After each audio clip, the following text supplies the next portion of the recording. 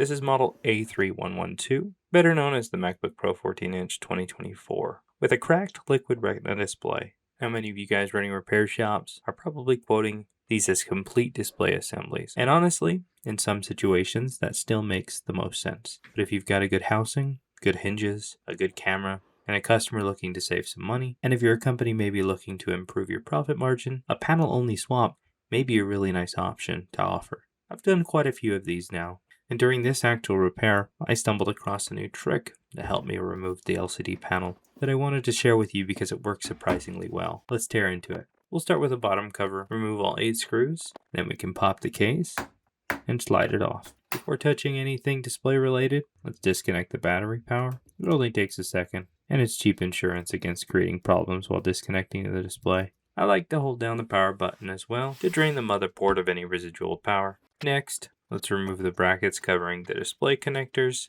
and disconnect everything associated with the display assembly. At this point, we're down to the hinges. I like to support the display while backing out the final screws, because these assemblies have a bit of weight to them, and the last thing that you want is the display flopping forward and dinging a corner. With the hinge screws removed, the display assembly comes right off. And this is where the interesting part starts. First, we'll remove the perimeter rubber gasket. I usually just grab it on the edge and slowly work it free without stretching it. Apple actually made this piece fairly forgiving, so as long as you're patient, it normally comes out clean and can be reused. Next is the lower glass trim piece. I like to use this thin piece of plastic. If you get right above the adhesive with it, it'll actually slice cleanly and easily as you move across. Once that's out of the way, we gain access to all of the screws, which we can one by one remove. There's 2 screws that hold down this plastic bracket that's also adhered to the frame. You want to take your time in extracting this as they tend to snap if you go too fast. We got a single screw we need to remove for the actual LCD flex cable, and a bunch of other screws along the bottom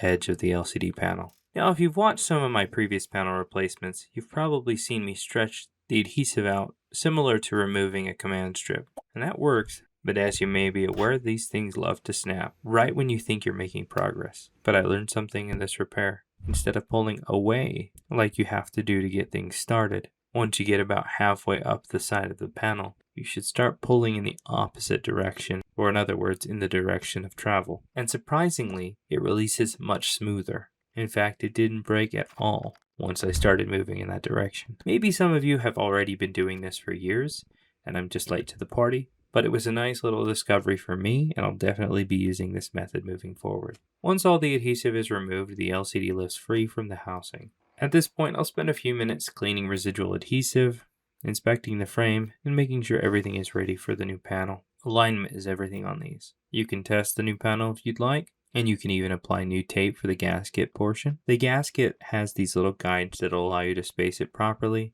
and you may need to compress it to get it to fit properly as you might have stretched it, but with a little patience you'll get there. Once I'm satisfied with the way that it's fitting, we'll install some adhesive for the actual panel itself, carefully pull off the protectors along with the back protector for the display panel, and without touching the back, getting some fingerprints on there, we can install the LCD and make sure it lines up perfectly on both corners and then compress it in. Now it's time to reverse the entire process by putting back all of the screws, making sure the gasket corners are aligned properly, and putting back the glass bezel. And now it's time to reinstall the display assembly. I like to put back a single screw on each hinge, then we can fold it over and put back the rest of the screws. Square everything up, tighten everything down.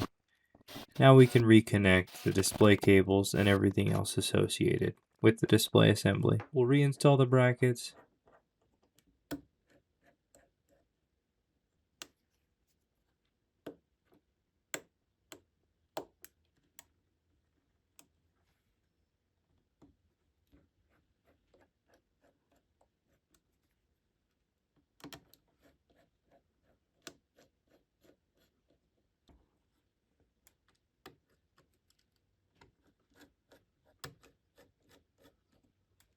Reconnect the battery.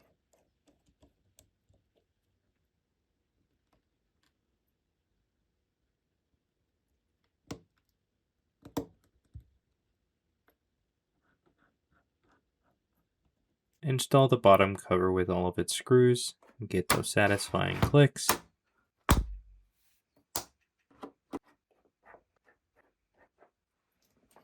And finally, the best part of every display repair, let's power it up by plugging in a cable.